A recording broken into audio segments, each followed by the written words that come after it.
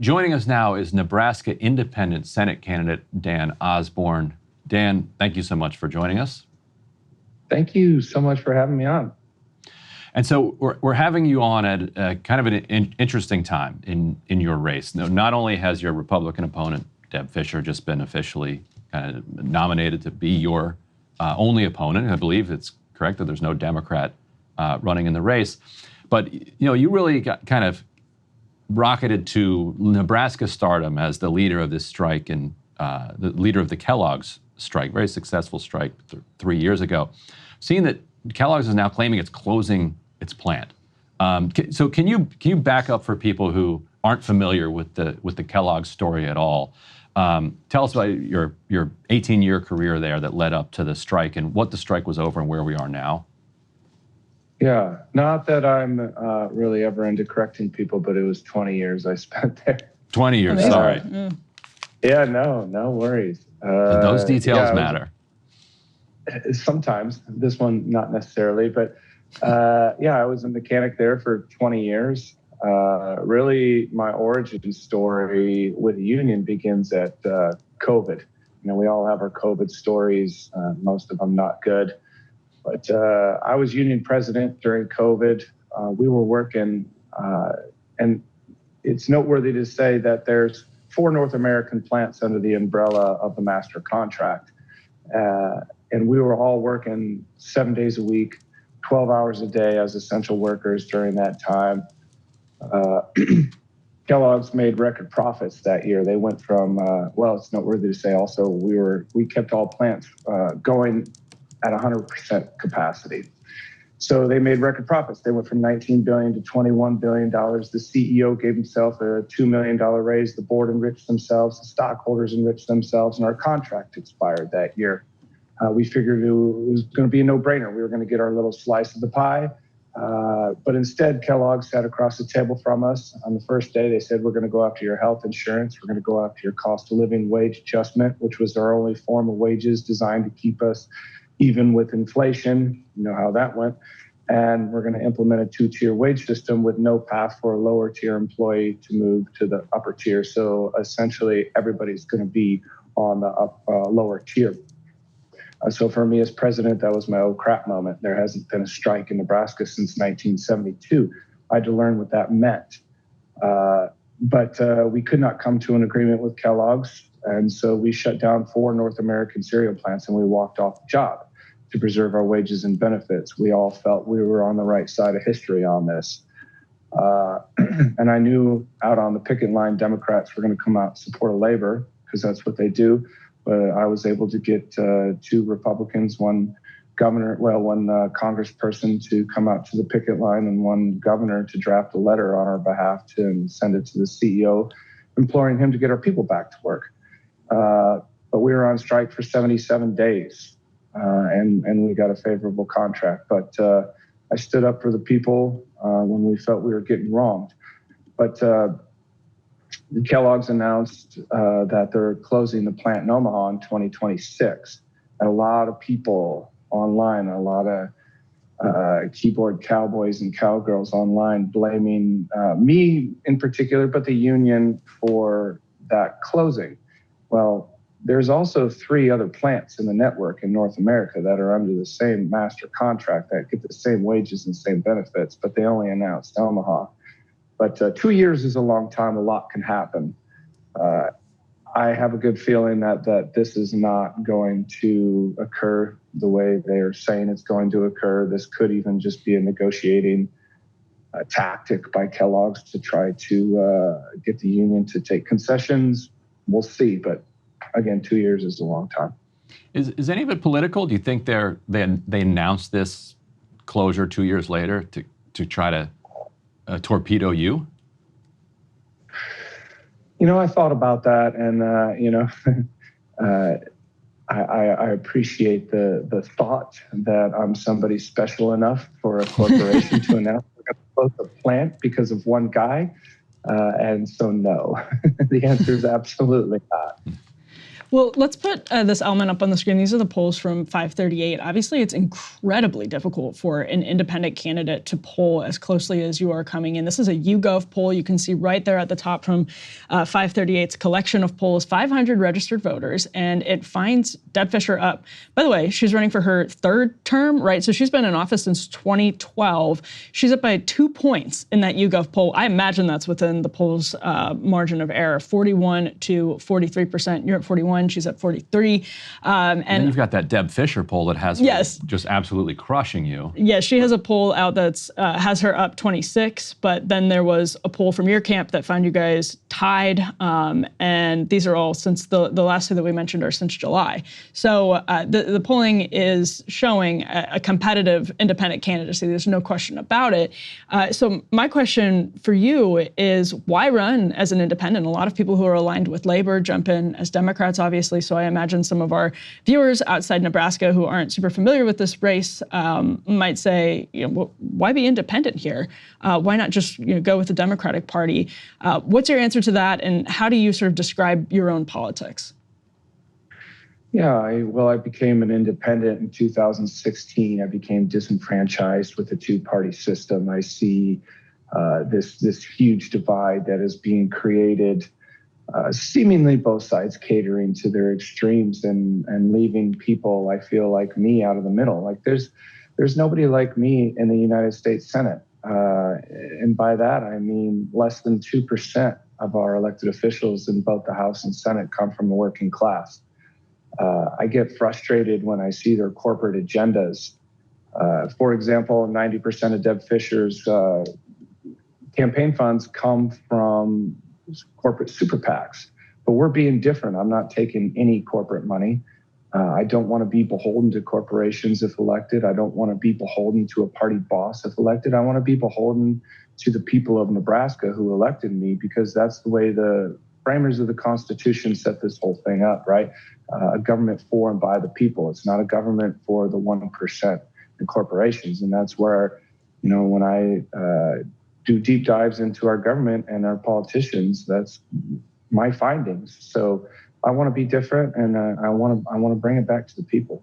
And what has Deb Fischer won by in the past? And what does a typical Republican win by statewide in general? Yeah, she's never really had any competition either in the primary by, I think, design. Parties like to support their incumbents, which I completely understand that. And, here in Nebraska, it's a red state. It's very conservative values here. And I believe she wins by large margins. Trump won with about 60% of the vote in 2020, and Biden got about 40%. So yeah. So how do you thread the cultural conservatism of Nebraska versus any impression that you're like, I'm sure they're trying to saddle you with, he's actually a liberal, right? In independence clothing here. So what messages are you finding are resonating, and where do you come down on the kind of general kind of social conservative spectrum of questions? Sure. And, Deb Fischer is going to paint me as a Democrat in sheep's clothing because, that's probably what I would do if I was her too. All right. I'm running against a Republican. There's no Democrat in the race, so it stands to reason she's going to paint that picture. But I've never been able to put myself in a tidy little blue or red box. I've always felt like I like things from both parties. But what's differentiating me from being a Democrat or being a Republican is, my core message. And my core message is we have to get corporations out of our politics. We have to have we have to have campaign finance reform. We have to end things like Citizens United. We have to get the corruption and the money out of our politics in order for it to be this sound entity that is mostly free from corruption. Again, we're being different. I'm not taking corporate money. My average donation is $35. We've raised $2.3 million. So this campaign, is truly powered by the people. But where I lean towards the right would be, we do have to have a secure border. and we have to do it yesterday. Both parties are to blame. They keep kicking the can down the road. I mean, we haven't had any meaningful border or immigration reform, for that matter, in a very long time. And also, we have $34 trillion in debt. You can place the blame on both parties for that. Many administrations adding, $6-7 billion or $1 trillion to the national debt. So we have to do things like hold the Department of Defense accountable for passing audits, things like that. And we have to hold corporations accountable for when they start price gouging in grocery stores for jacking prices up 1,000%. These are the things that I think we need to do because we're all hurting. I'm hurting. I'm a steam fitter for a living now. I got fired from Kellogg's after the strike. But, these are the things that are taking money out of our wallets at a time where we're all hurting. So that's kind of where I set myself apart. And Bernie Sanders sort of famously independent from Vermont, obviously, but caucuses with Democrats or has long caucused with Democrats. And some people didn't even know that Bernie Sanders was actually an independent because he would, for example, he ran in the Democratic presidential primaries, caucused for years with Democrats. So do you have plans for how you might approach the caucusing question should you be elected to the Senate? Do you have plans to caucus with Republicans, with Democrats, or just not caucus with either party? Sure. I do have a plan for that. And George Norris was the last independent senator from Nebraska. He's from McCook, Nebraska. He actually set up the nonpartisan unicameral that we enjoy in Nebraska today that I think Washington, D.C. could take a few notes from. But his last term, he did not caucus with anyone. And, there's nothing in the Constitution or anywhere written that says you have to. People will tell me, you'll never get a committee assignment if you don't choose to caucus. I would like to challenge. I would like to challenge the entire system. Deb Fischer early on dismissed us, and she's refusing to debate because she says, this is just a political science experiment. And I was like, yes, that's exactly what I am and what campaign is. Guess what else is a political science experiment? The United States of America, our Declaration of Independence, our Constitution, that's a political science experiment. And I think it's done pretty well. But I would like to challenge the system, not caucus with anyone. But if I feel like the people, because I want to deliver for the people in Nebraska at the end of the day, and if I feel like I'm failing at trying to buck the system, depending on how the House is set up, how the Senate's set up, who's the president. There's a lot of different scenarios. I'm going to have to make a decision on who to caucus with. And I will caucus with somebody if the people in Nebraska are suffering. But it's going to have to be a choice to make who I can best deliver for Nebraska at that time. If there was a bill that came to the Senate floor that would codify Roe v. Wade, would you vote to support that? And how big an issue are abortion rights in the Nebraska Senate race? Because fairly conservative state, but then again, abortion rights triumphed in nearby Kansas. Correct, it did, and it is also a ballot initiative in Nebraska, as is the legalization of medical cannabis. Is going to be on the ballot as well. And, I always divert back to the Constitution of the United States and the Founding Fathers and how they envisioned the country. And they envisioned the federal government take care of the big stuff, the economy, the border, foreign affairs, things like that. And I don't think the United States government should be meddling in our personal affairs, whether that's at the doctor's office or our bedrooms. I truly believe that. And so, would I codify Roe v. Wade? That boils down to also the federal government should be taking care of our individual liberties, right? The Second Amendment, things like that. And so I believe that does fall under the category of an individual liberty. Look, in my own personal life, I'm 100% pro-life. I would never advocate for anyone that I know or love to have that procedure. But if I also know that I'm a male and I don't have a womb, and I would never advocate for women not to have that choice. And I know pregnancy is a very difficult thing, and that it does need to be available for women who need that procedure because it could be life-threatening. So, it's a very polarizing, a very difficult subject to talk about. But ultimately, I would side on a woman being able to choose for her own body. What about on the medical marijuana one? How are you going to vote on that? I didn't realize that was up. How does Nebraska not have that yet? Come on, guys. Well, I met the woman who is leading that ballot initiative, and she has a son that has a condition that would totally benefit from being able to give him THC to not have massive seizures. And so the fact that, she doesn't have this medicine, and I'm going to call it medicine because ultimately that's what it is in this case. She doesn't have this medicine available to give to her son. And if she goes out and gets it through other means and gives it to her son, the state can take her son away from her. This is absurd.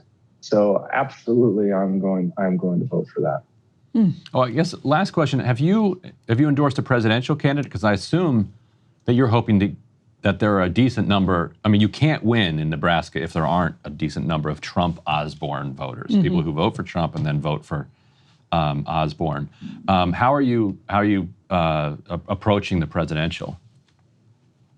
Yeah, well, I approach it. Well, I tell people, look, I will work with whoever the president is. And since I've been doing this and speaking to people who are 100% pro-Trump, and well, I'll go back to an event I had in Alliance, Nebraska. It's on the western end of the state. There was about 75 people at this event at a VFW, which I'm a member of. But I had a guy come in wearing a MAGA hat, an open carry pistol. I had people there with riding with Biden t-shirts. So it was a very eclectic group of folks. And, we had great conversations, and both riding with Biden t-shirt and both MAGA open carry hat guy, they left with Osborn yard signs because my message is simple. We need to get back to working together. Because at the end of the day, I'm not red, I'm not blue. This is going to sound really cheesy, but we're all red, white, and blue, right? We're Americans, and we need to act as such, and we need to start to come back together and stop this silly arguing and this divide that's been created. And that's my message, and it's getting corporations, again, out of our politics, getting the money out of our politics, stop this corruption that we're seeing. I want to be different. And that message is really resonating with both conservatives and liberals. So I have pictures with my Osborn sign out in front of a Trump tent that they were in. I believe it was Boone County, Nebraska, at the fair there. They put my sign out in front of the Trump tent, and I see my sign next to Harris' sign. So I love it. That's the whole message of this campaign: is let's just be one people again. All right. Well, Dan Osborn, Navy veteran, steam fitter, union leader, and independent Senate candidate in Nebraska. Thanks so much for joining us. Really appreciate it. Thank you so much for having me on. I appreciate you. Hey, if you liked that video, don't forget to hit the like button and subscribe to Breaking Points. If you want to see the rest of Counterpoints, go to breakingpoints.com to become a premium member and get the full uncut show every morning in your inbox and on Spotify.